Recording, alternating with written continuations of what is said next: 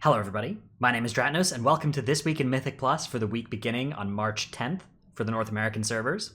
This week's affixes are Tyrannical, Bursting, Skittish, and the Awakened pattern has switched back to the A pattern. Last week was on the B pattern, so a couple obelisks have changed, but half of the obelisks have stayed completely the same and will stay the same for the whole season. This week is a pretty good week for medium to high level keys, so Tyrannical being active means that it's not going to be good for like really high key pushing. North of 20 is when Tyrannical starts to be prohibitive compared to Fortified. Below that, it's still worse, I'd say, but depending on your group, you may actually prefer Tyrannical if you're at a lower key level than that.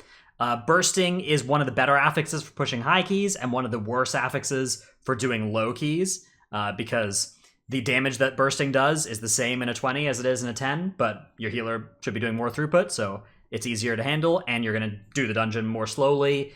Mobs are going to die in a way where you can more easily not refresh bursting stacks. So it's actually a much easier affix to deal with the better your group is and the higher the key is.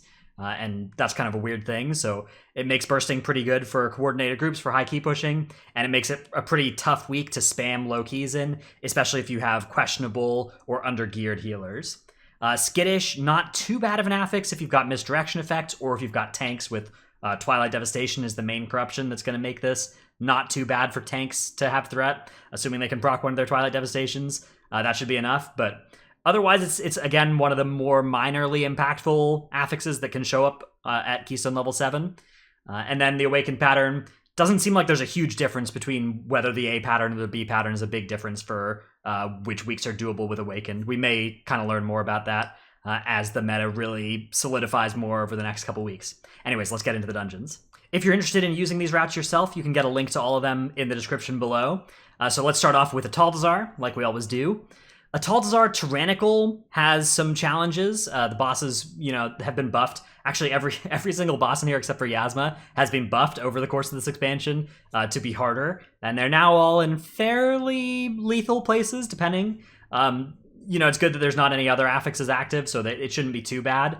And then Bursting. The place where Bursting is going to get you is Sworad pulls, so you got to be careful, especially if you kill like a few Swords and then one of them jumps really far away and then you extend that a couple seconds later, you extend your Bursting stack. That's how this can get really bad.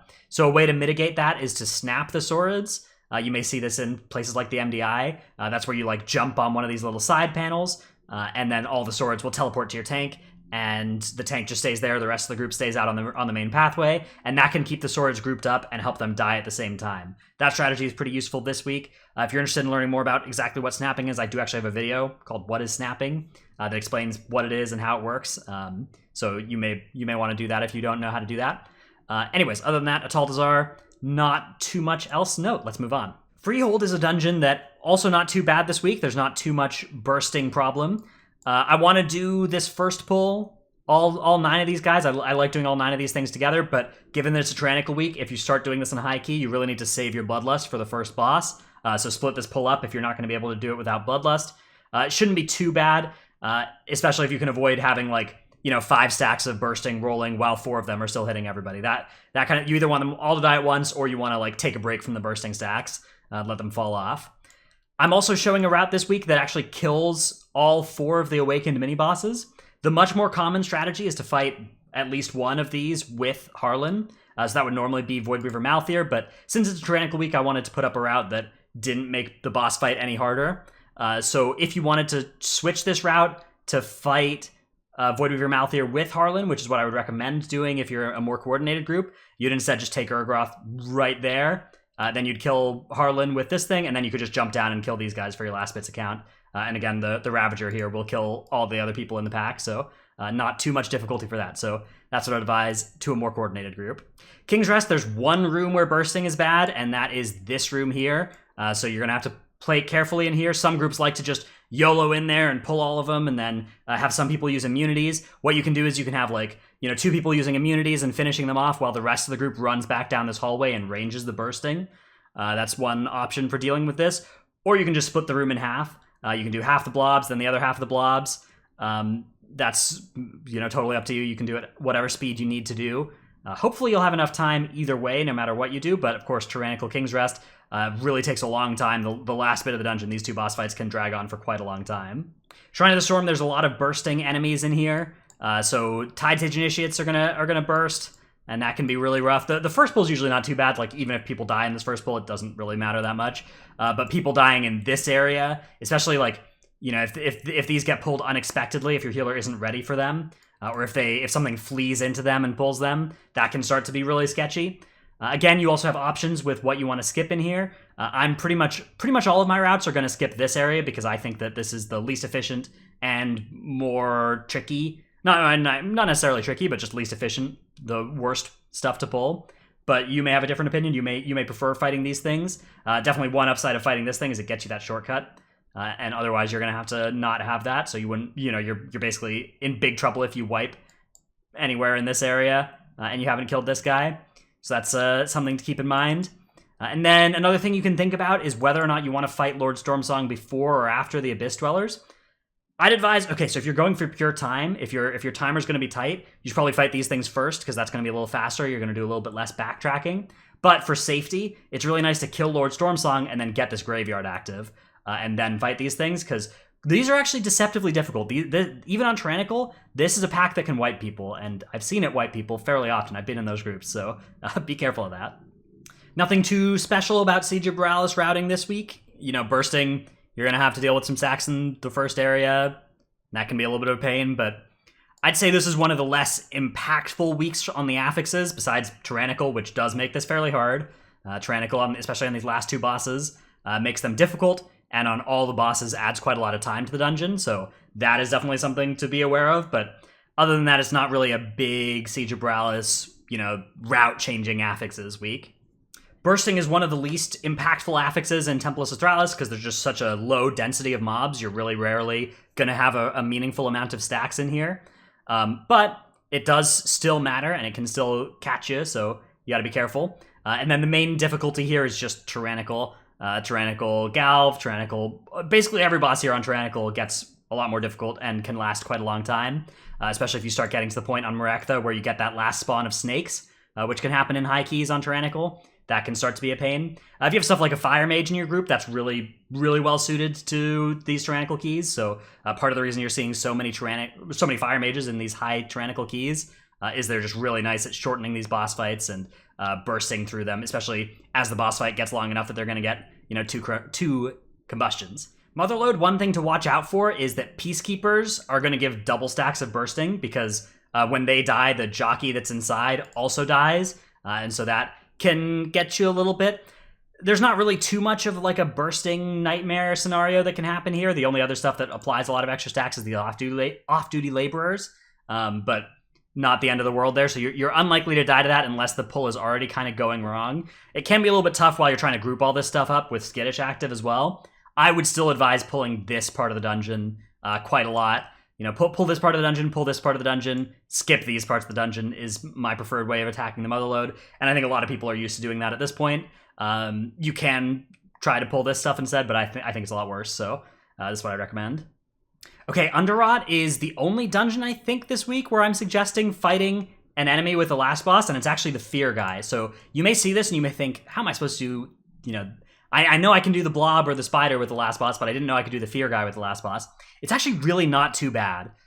With the nerf to how often Cascading Terrors get cast, you can usually, you know, dispel the important target, and then 2 fears going off with defensives, or anybody with an immunity getting a fear. There's a lot of abilities that can immune it, so like AMS, any magic immunity, or full immunity, Stone Form, all kinds of stuff can immune that, or if you have a Warlock for an Imp Dispel, a Shadow Priest for a Mass Dispel, or Healing Priest, or a Tremor Totem from a Shaman, all of those can really mitigate the effects of a fear.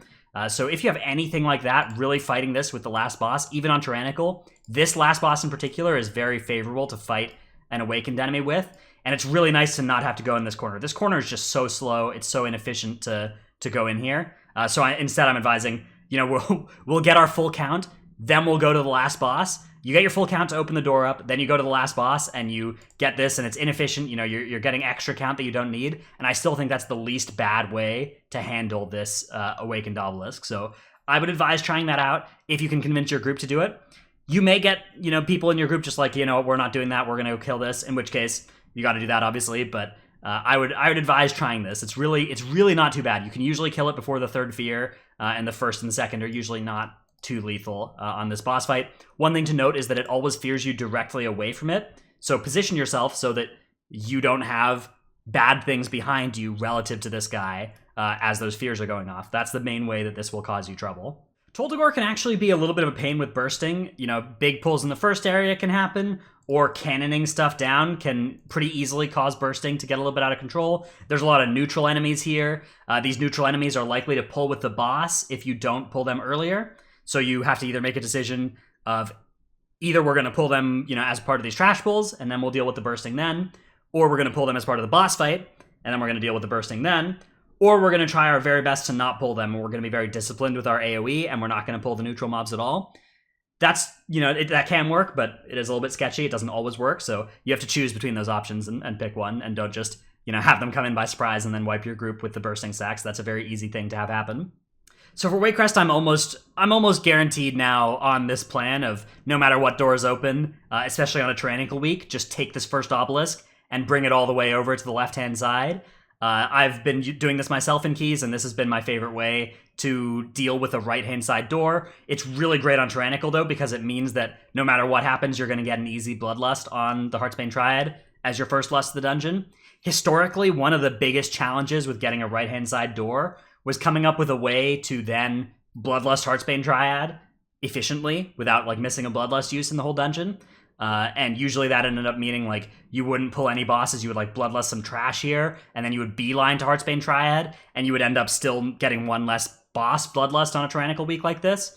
But with this strategy, you should still be able to get all your Bloodlusts and have one of them be on Heartsbane Triad easily, which is really, really nice. So that's my advice is no matter what doors open, take this obelisk all the way into the Heartsbane Triad room. Has the added benefit of kind of standardizing the run for you as well, so you kind of can always do the same pulls. And as soon as you've killed this boss, this door is going to open, so it's not like you're even putting yourself in a spot where wipe recovery becomes impossible.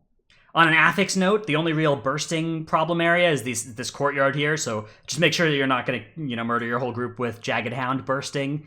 That's the main thing, because maggots don't burst, so you don't have to worry about them. Junkyard, you do have to watch out for the fact that the hard mode enemy can be flying over different bosses in different regions every week. But as long as it's not flying over Gunker, this is the route that I would suggest.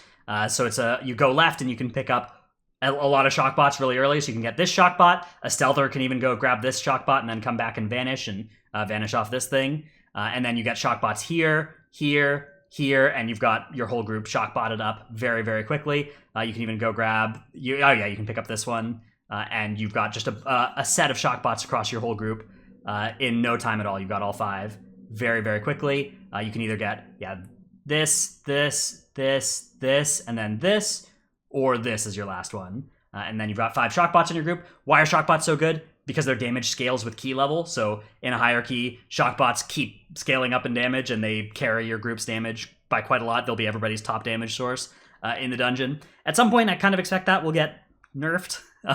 But for now, it's making Junkyard a really favorable key at high levels, because even though there's a lot of hard mobs that people haven't learned yet, it just does so much extra damage. The fact that you have these shock bots, you do have to be careful. If you die, you're going to lose the buff, and then you're going to have to go and pick up other ones. But I would prioritize doing that. Prioritize picking up these shock bots. If you have anybody in your group who's dead, go out of your way a little bit, change the route if you need to get those shock bots. And finally, Workshop.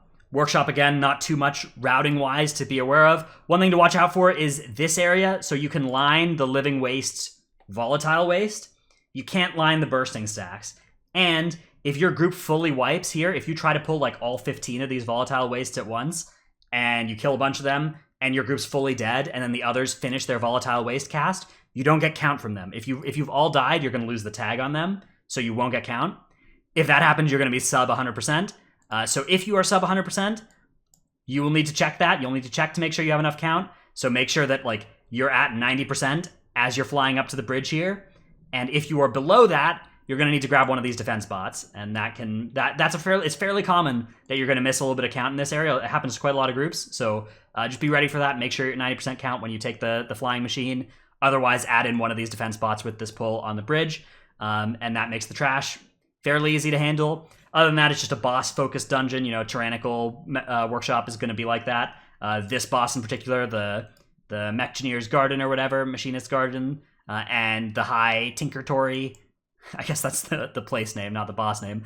King Mechagon here. Those are boss fights that can last a really long time and be fairly difficult, fairly deadly. If you can, I think it is still a good idea to fight Blood of the Corruptor with the last boss. Then you don't have to deal with the tentacles. And it's not like this thing is giving you any useful skips at all. You know, you're literally just going into this obelisk and coming right out after you've killed the Blood of the Corruptor. So if you can, don't activate this obelisk and fight it with the last boss. Even on Tyrannical, that should be doable. And it should save you quite a bit of time, even if it makes the boss fight, 30 seconds longer. That saves you like a minute of killing this guy, so definitely worthwhile. But it's Tyrannical week, so, difficult too. All right, that's it for all the dungeons. Hope you've enjoyed This Week in Mythic Plus. I'll be back next week with another one. If you did like this video, remember to like and subscribe. Check out my Twitch stream, twitch.tv/Dratnos. Thanks everybody for watching. I'll see you in the next one. Bye.